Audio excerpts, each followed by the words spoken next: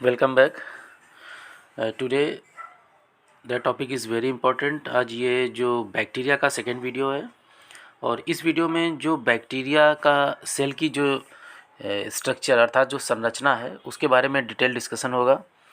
इसके पहले वाले वीडियो में मैंने बैक्टीरिया से रिलेटेड बहुत से इम्पोर्टेंट पॉइंट्स और डिस्कवरी के बारे में डिस्कशन किया था और ये वाली स्लाइड ही बहुत ही इम्पोर्टेंट है। मैंने इसको बहुत ही मतलब फिगर वाइज हर एक पॉइंट के नीचे आपको जो भी पार्ट होंगे बैक्टीरिया के उसके नीचे आपको फिगर ज़रूर मिलेगा, जिससे जो चीज़ें हैं बिल्कुल आपको क्रिस्टल क्लियर हो जाएंगी और कन्फ्यूज़न बिल्कुल नहीं रह जाएगा।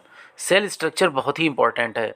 यह आपके जो मेडिकल एंट्रेंस में स्टूडेंट हैं नीट के, उनके पॉइंट ऑफ व्यू से, 11th-12th जो बीएससी के स्टूडेंट हैं उनके भी पॉइंट ऑफ व्यू से, तो ये क्वेश्चन आता ज़रूर है। सेल का, बैक्टीरिया की सेल का सचित्र वर्णन कीजिए, draw the structure of bacterial cell. तो चलिए स्टार्ट करते हैं।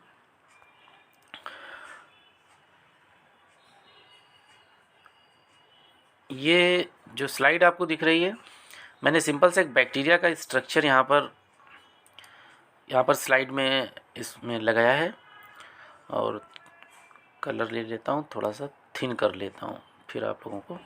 ओके, तो एक जनरल सा इसमें देखते हैं। जो बैक्टीरिया सेल है वो प्रोकैरियोटिक है, आप लोगों को मालूम होगा, क्योंकि उसमें न्यूक्लियस पूर्ण रूप से विकसित अर्थात वेल डेवलप नहीं होता। क्या रीज़न है, अभी नीचे जब इसके पार्ट का के बारे में डिस्कस करूँगा तो वहाँ पर पूरा डिटेल में बताऊँगा। चलिए इसमें जो थोड़ा सा देख लेते हैं कि कौन कौन से पार्ट हैं। आपको दिख रहा होगा सबसे बाहर इसमें कैप्सूल, ये नज़र आ रहा होगा आपको। कैप्सूल क्या है, अभी जब नीचे हेडिंग आएगी उसके बाद में सेल वॉल सबसे अंदर हो गई, प्लाज्मा मेम्ब्रेन, देन उसके बाद में मीजोसोम्स, वेरी इंपॉर्टेंट। जो तरल भरा है वो साइटोप्लाज्म, ये लोकोमोशन के लिए फ्लैजिला, पिलाई बहुत इंपॉर्टेंट होते हैं। प्रोटीन सिंथेटिक जो ऑर्गेनल्स होता है दैट इज़ द राइबोसोम, ये प्रोकैरियोटिक यूकैरियोटिक दोनों में पाया जाता है। और अपूर्ण विकसित मतलब पूर्ण रूप से विकसित क्रोमोसोम, जिससे न्यूक्लियाइड भी बोलते हैं, और एक्स्ट्रा क्रोमोसोमल मटेरियल प्लाज्मेट। तो ये मेन पार्ट हैं जो बैक्टीरियल सेल में उपस्थित होते हैं। तो इन्हीं को मैंने यहाँ पर अलग अलग स्लाइडों में व्यवस्थित कर रखा है, जिसे आप को मैं यहाँ पर एक्सप्लेन करूँगा। तो इसी के क्रम में सबसे पहले जो बैक्टीरिया में आउटर मोस्ट लेयर होती है, कैप्सूल की बात करते हैं। और कैप्सूल क्या है, यह सबसे बाहरी संरचना होती है ये, जो कि सेल वॉल से जुड़ी होती है। मतलब जो कैप्सूल है, अगर इस फिगर में आप देखिए, मैं इसमें तो इसमें ये जो ग्रीन स्ट्रक्चर आपको दिख रहा है, ये ग्रीन ये वाला पार्ट, ये लिखा भी है capsule, that is the capsule.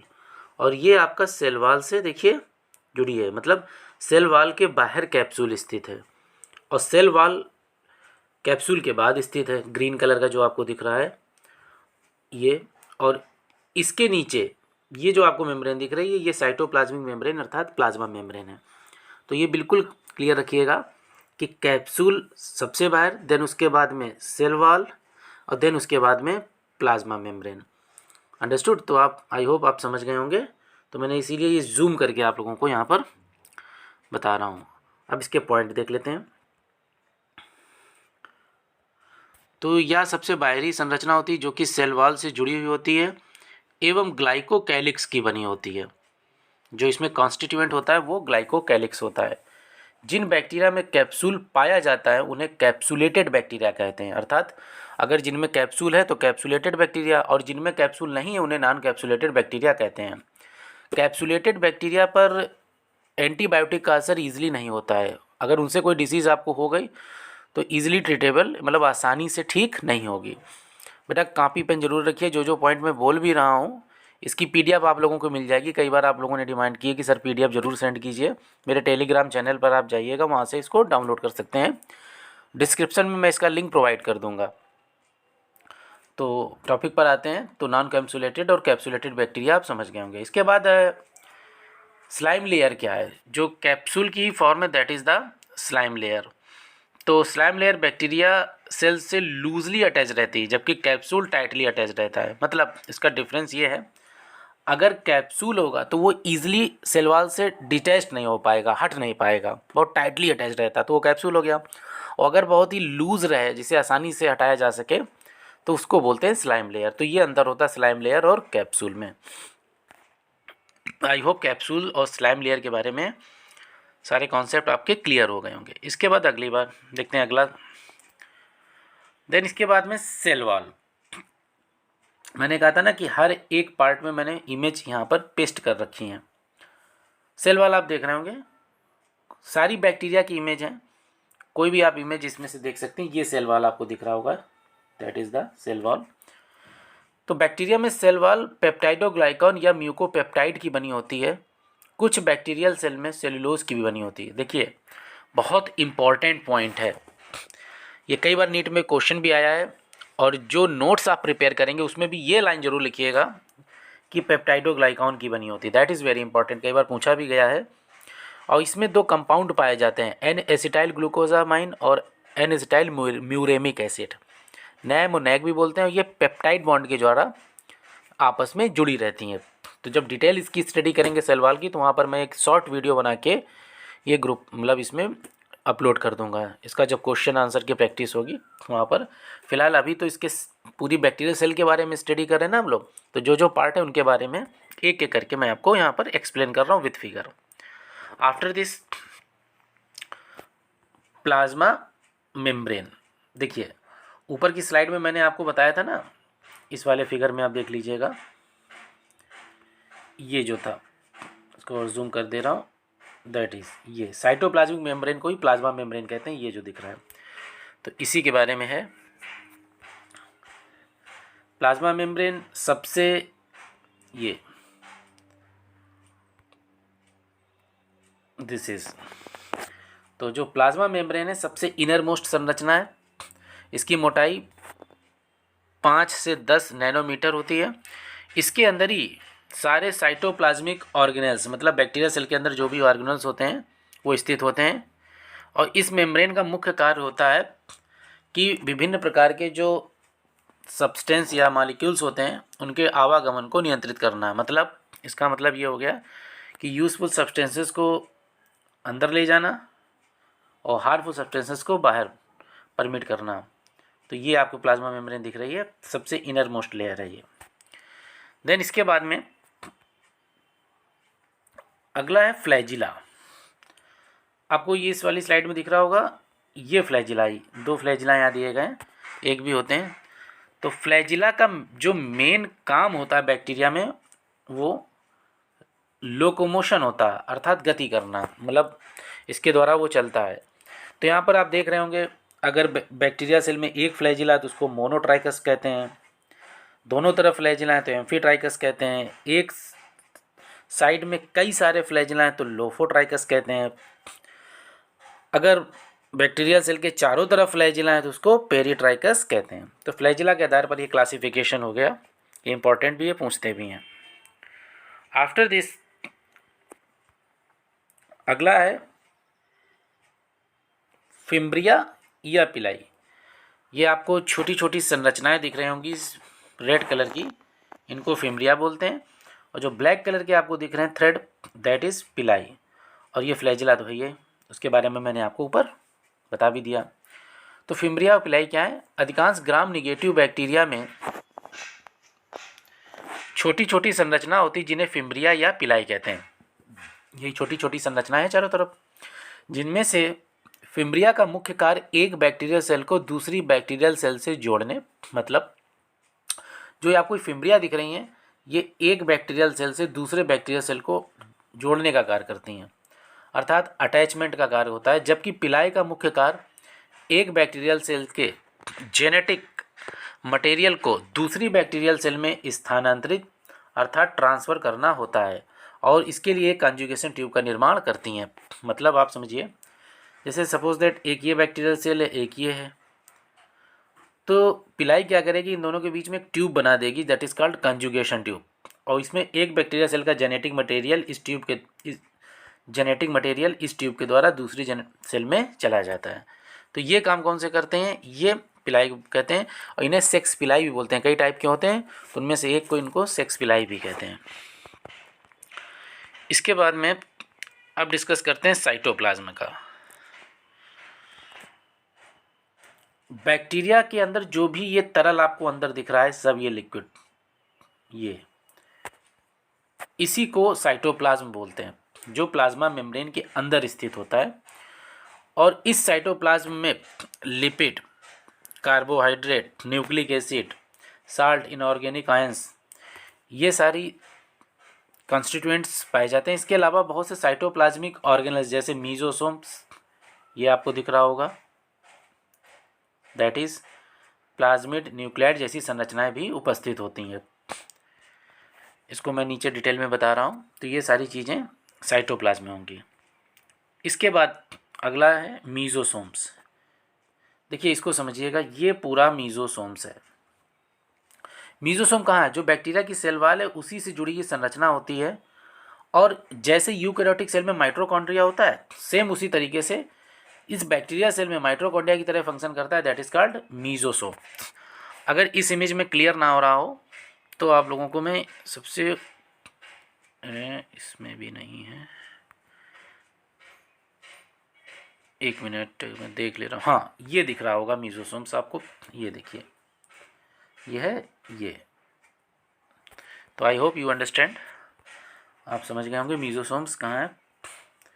इसीलिए मैंने हर जगह पर, तो मैंने यहाँ पर सिर्फ मीजोसोम्स को ही यहाँ पर पेस्ट कर रखा है। तो ये ओवरऑल वर्क हुआ मीजोसोम्स का। इसके बाद वेरी इंपॉर्टेंट, जिसके आधार पर बैक्टीरिया सेल को प्रोकैरियोट और कहा जाता है, तो वो क्या है? न्यूक्लियोइड। देखिए यहाँ पर स्लाइड में आपको दो सेल देख रही हैं, एक तो ये यूकैरियोटिक सेल है दैट इज, और दूसरी क्या है? प्रोकैरियोटिक।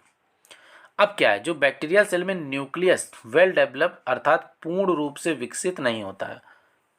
क्या चीज़ें नहीं होती हैं, मतलब आखिर क्यों बैक्टीरिया सेल के अंदर जो न्यूक्लियस है विकसित नहीं है? तो उसका रीज़न ये है कि उसमें न्यूक्लियस में nuclear membrane, nucleolus, histone protein जैसी संरचनाएं नहीं होती हैं। इसीलिए ऐसे न्यूक्लियस को अनडेवलप्ड न्यूक्लियस कहते हैं और इसको न्यूक्लियोइड भी कहा जाता है। देखिए इस इमेज में आप देख रहे होंगे, यूकैरियोटिक सेल में जो ये न्यूक्लियस आपको दिख रहा है, इसमें न्यूक्लियर मेम्ब्रेन भी है, न्यूक्लियोलस भी आपको दिख रहा है। लेकिन जो बैक्टीरियल सेल है, अर्थात ये जो प्रोकैरियोटिक सेल आपको दिख रही, इसमें न्यूक्लियस के चारों तरफ, ये देखिए इसमें न्यूक्लियस के चारों तरफ ना ही न्यूक्लियर मेम्ब्रेन है और इसके अंदर न्यूक्लियोलस भी नहीं है, जो कि आपको यहाँ पर दिख रहा है। ये इस वाले में नहीं है nucleolus.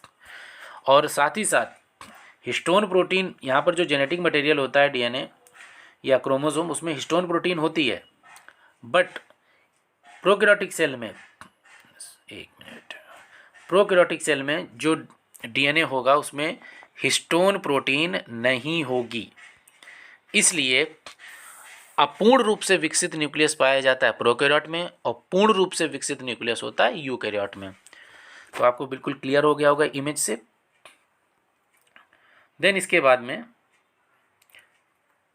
Another very important part which is found in the bacteria, एक अन्य भाग है जो बैक्टीरिया की साइटोप्लाज्म में स्थित होता है, जिसको बोलते हैं प्लाज्मिड। देखिए पहले प्लाज्मिड को समझिए।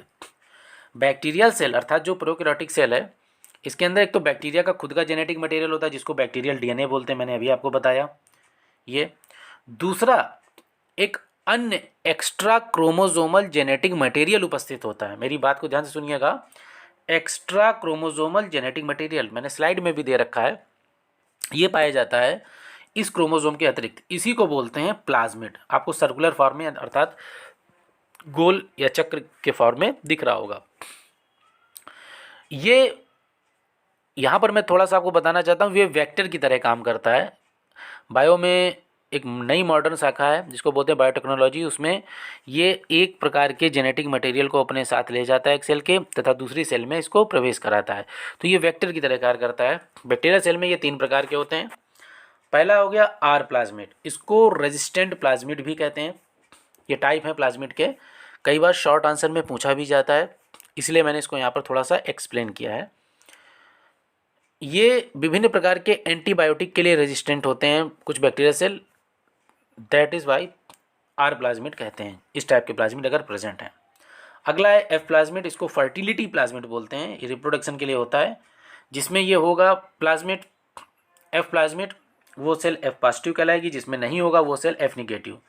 एफ पॉजिटिव सेल में फर्टिलिटी प्लाज्मिड होगा, एफ निगेटिव सेल में फर्टिलिटी प्लाज्मिड नहीं होगा, इसीलिए ये प्लाज्मिड इस एफ पॉजिटिव सेल से एफ निगेटिव सेल में ट्रांसफ़र होती है। उसके बाद एफ पॉजिटिव सेल भी एफ निगेटिव सेल भी एफ पॉजिटिव हो जाती है। तो आप समझ गए होंगे ये फर्टिलिटी प्लाज्मिड का रोल होता है।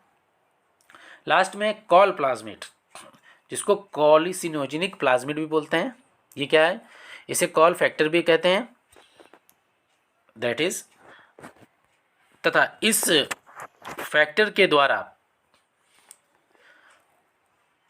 कॉलिसिन्स नामक पदार्थ सिक्रीट होता है। ये एक सब्सटेंस होता है, कॉलिसिन्स सिक्रीट होता है, जो कि एंटीबायोटिक इफेक्ट उत्पन्न करता है, मतलब जो बैक्टीरिया सेल के अंदर एंटीबायोटिक इफेक्ट उत्पन्न करेगा। तो ये ओवरऑल जो मैंने आपको प्लाज्मिड के रोल के बारे में यहाँ पर एक्सप्लेन कर दिया। तो आई होप आपको ये वीडियो ठीक लगा होगा, और मैंने इसमें सिग्निफिकेंट पॉइंट ही इंक्लूड किए हैं, और प्रयास ये किया है कि हर पॉइंट के नीचे मैं बेटा फिगर ऐड कर दूं, जिससे आप लोगों को बिल्कुल कोई भी कन्फ्यूजन ना रहे कि किस पार्ट के बारे में मैंने डिस्कशन किया है। इमेज बैक्टीरिया सेल की हैं, मैंने कई डिफरेंट टाइप की इमेज इसमें पेस्ट की हैं, और इसके बाद इसी क्रम में जो वीडियो हैं वो मेरे इस चैनल पर अपलोड होते रहेंगे। अच्छे वीडियो बनाने के लिए थोड़ा सा टाइम लगता है, तो मेरे चैनल को प्लीज़ लाइक कीजिएगा, शेयर कीजिएगा और सपोर्ट कीजिएगा। Thank you.